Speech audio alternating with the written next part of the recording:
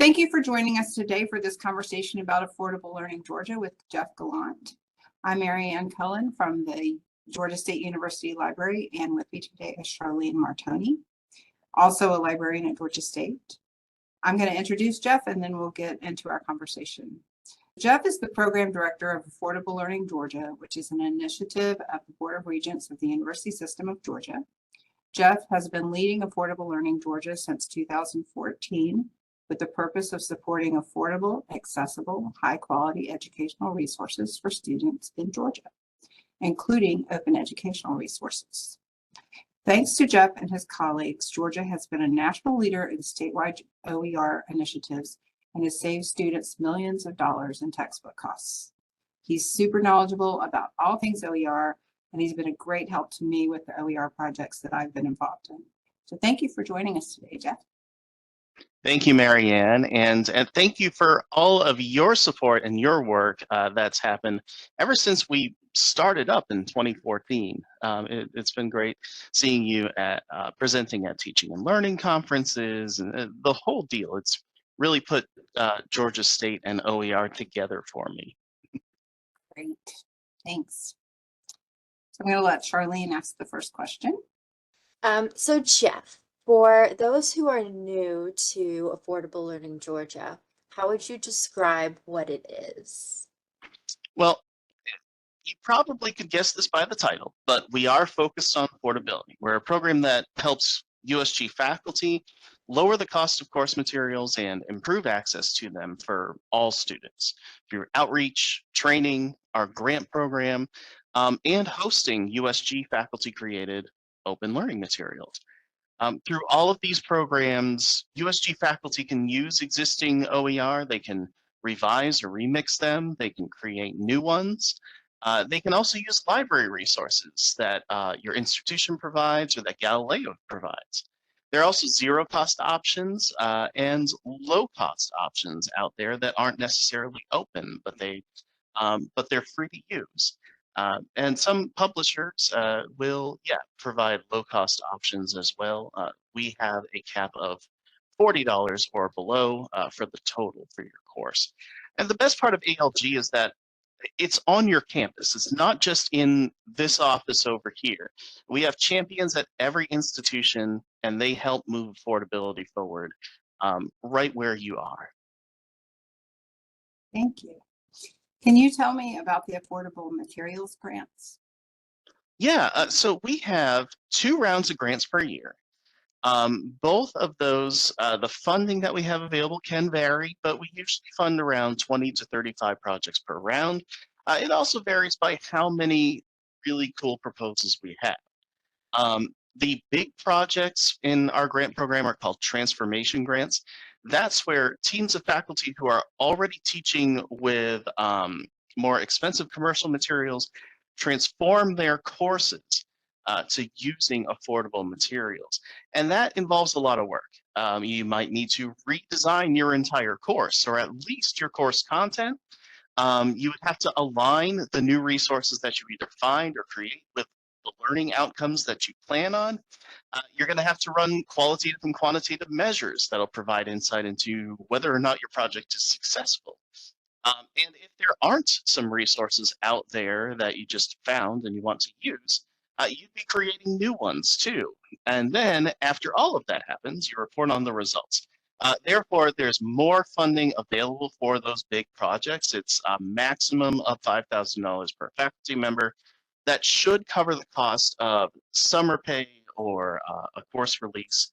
It does depend on the institution, of course, but just about everything that the system office does depends on the institution and our partnerships with them.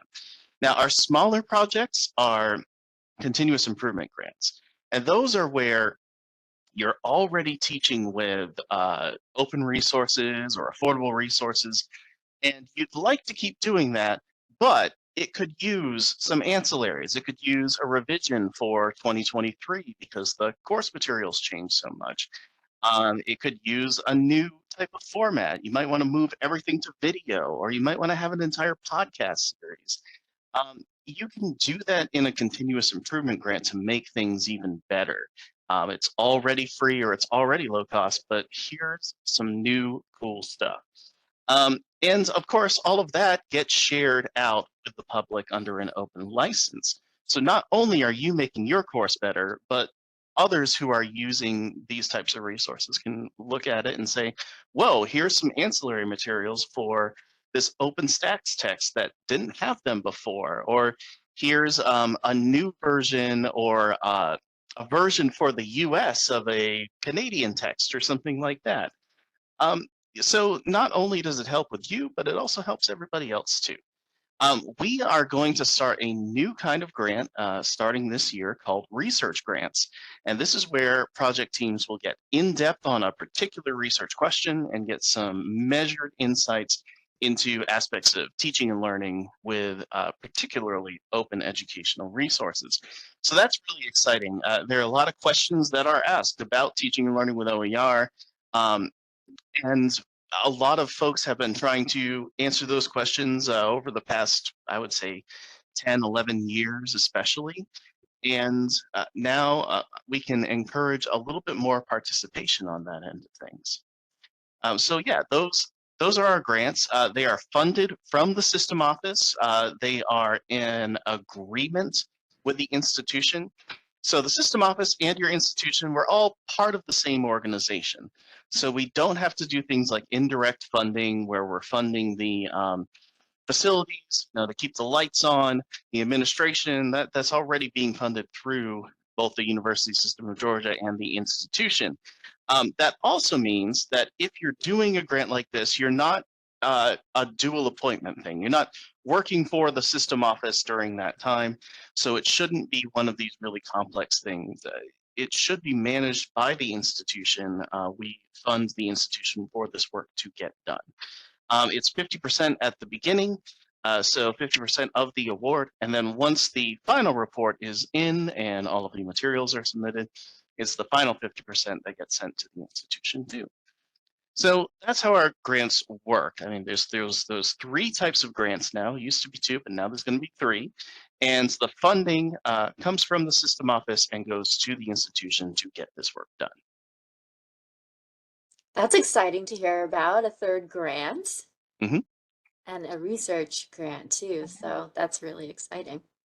Okay, so now with the products that are produced through the ALG grants, does ALG have a collection of these materials? And if it does, are there additional materials included in that collection? So yes to both of those. I'm going to share my screen real quick, and I'm going to share in particular. So this is the Affordable Learning Georgia website.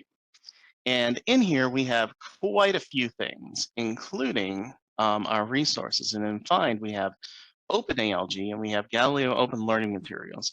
This is where we host stuff, is OpenALG. And OpenALG is a really cool platform called Manifold, where we could take people's Word documents that have structured text. So you've got your headers and or your headings, like heading 1, heading 2, and you've got your alt text. So we could convert it into something that is web readable and responsive and even more accessible. So this one is right here. And you can see that there's all kinds of different stuff. There's open textbooks, there's ancillary materials. We've got training resources in here too. We've got some straight adoptions of materials with just the reports.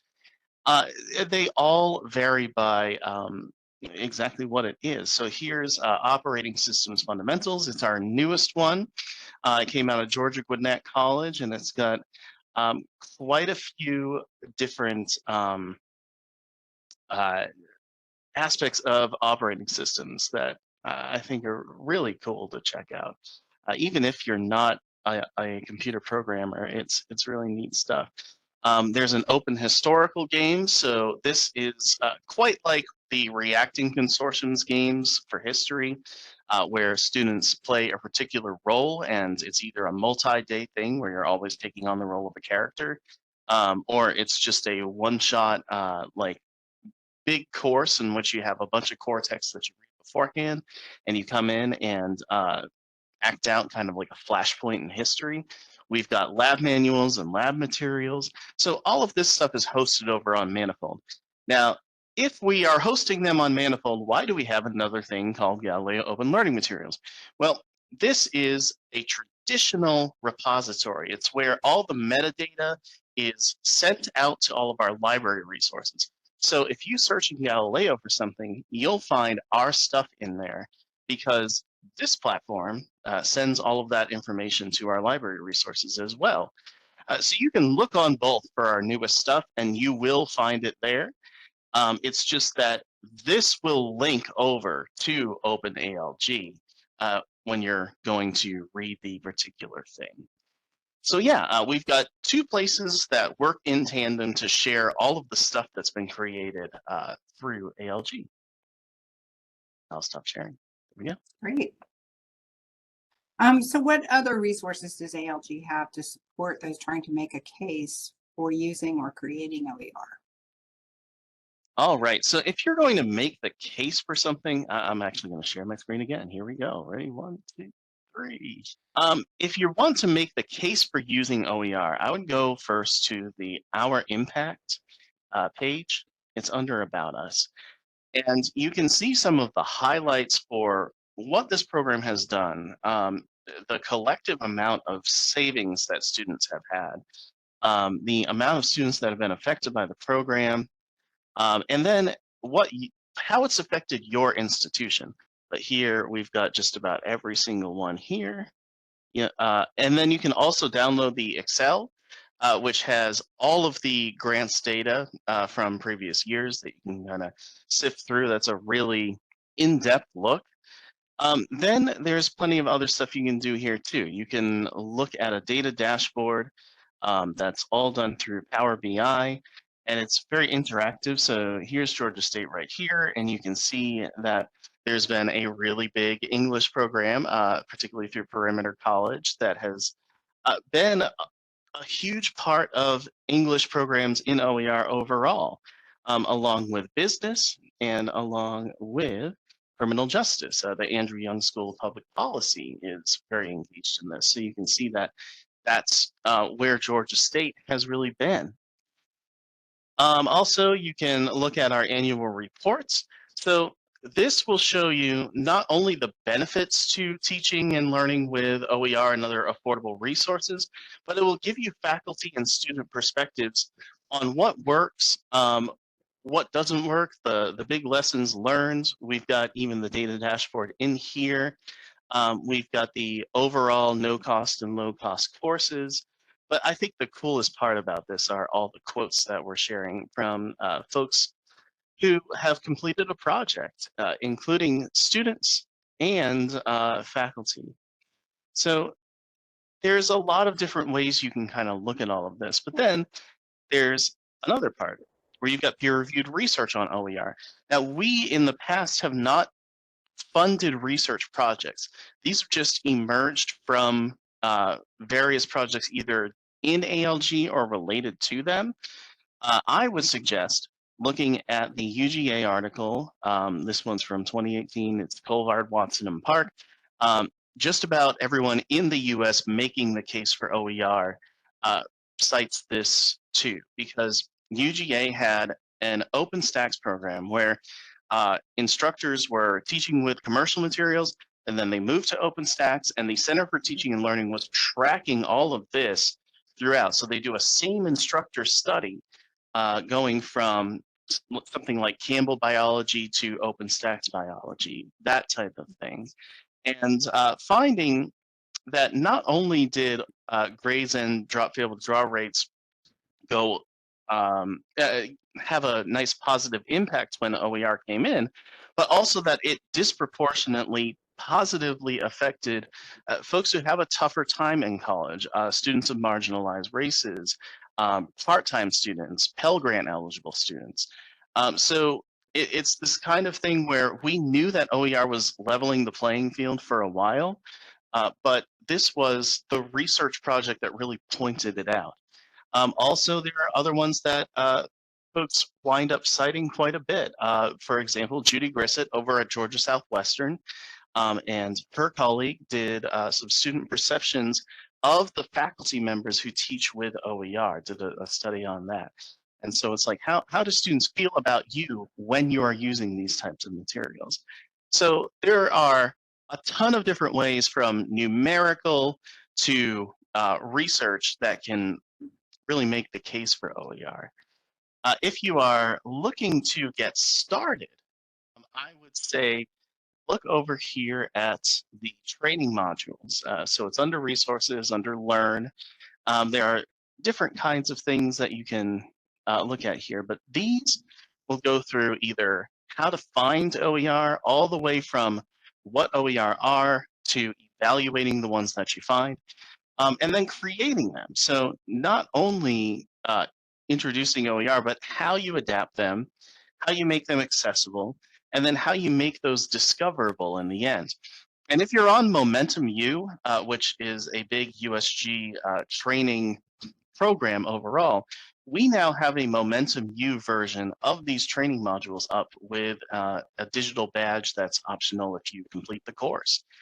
So not only do you have it for free, open licensed over on this site, but if you're in Momentum U, you can do it right through their instance of D2L.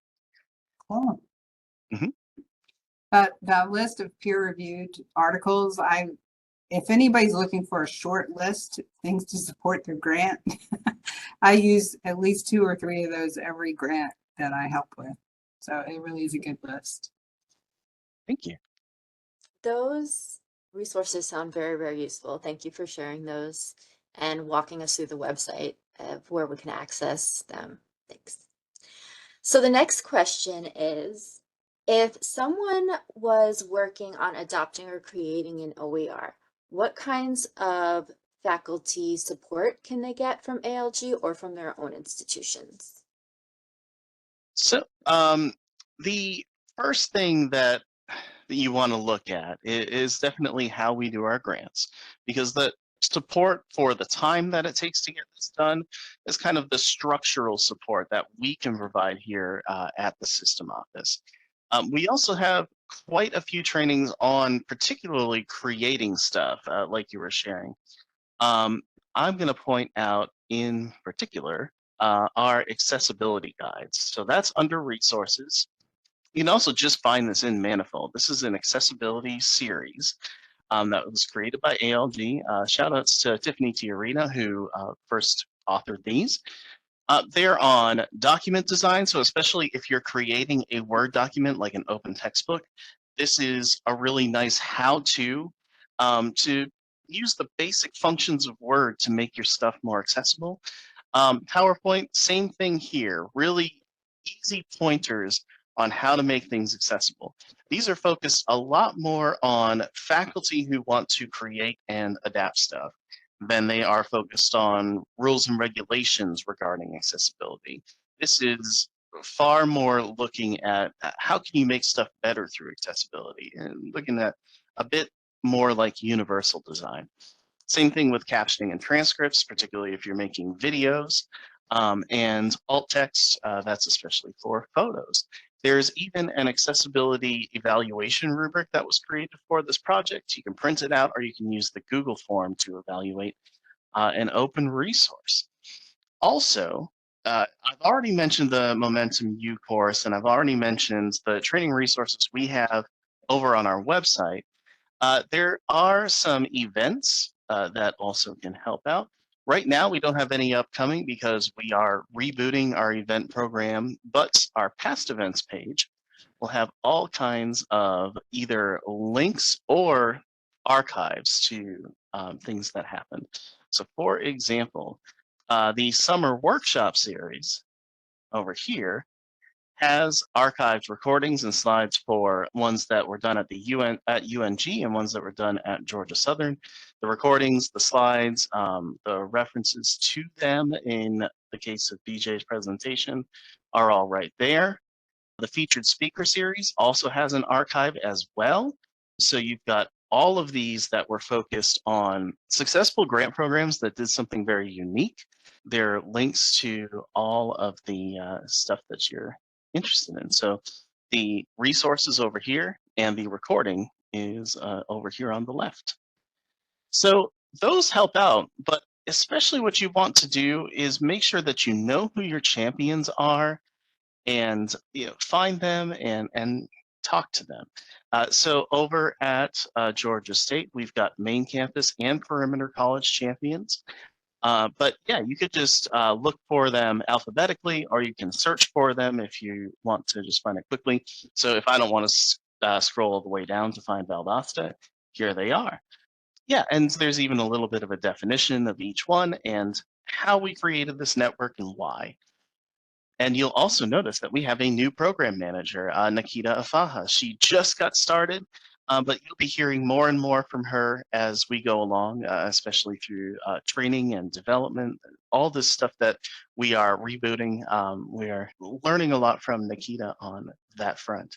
So yeah, that's a little bit more about where you'd want to go if you were looking to create stuff and you were looking for where the support is both with ALG and with your institution.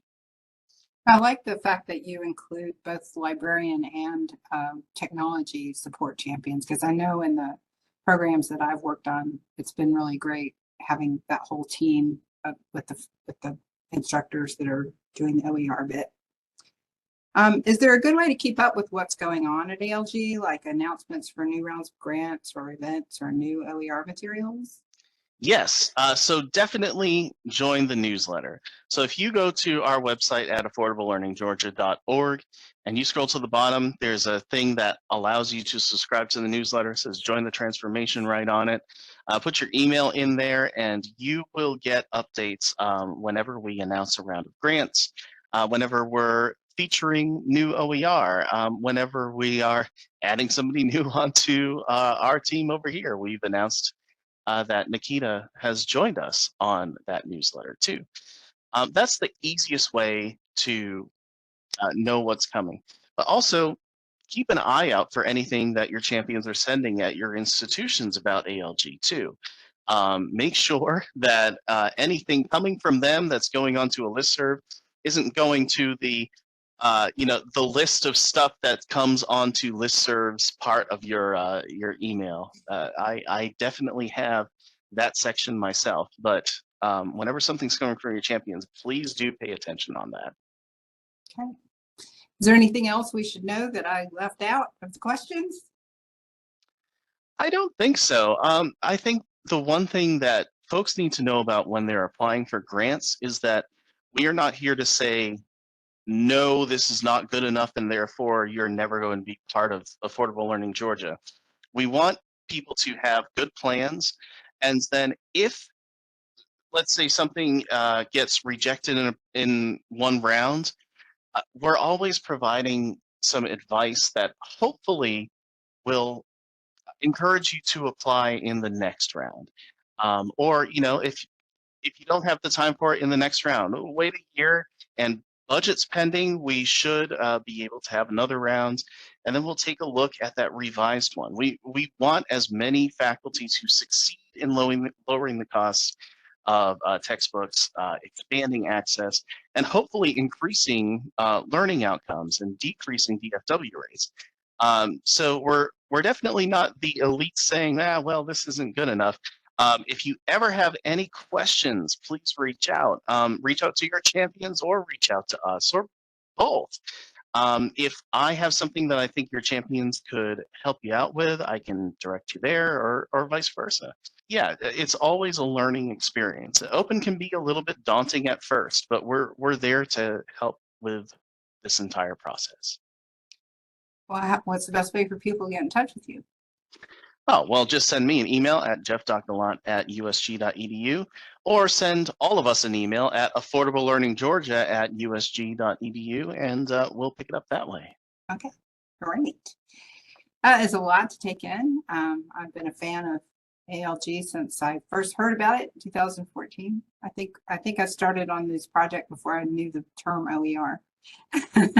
But anyway, thank you so much, Jeff, for your leadership and help making education more affordable and accessible for students in Georgia. And thank you, Marianne. We've been fans of you this whole time. And thank you, Charlene. It's great to see you too. All right. Thank you. Thank you, Jeff. Have a great day. You too.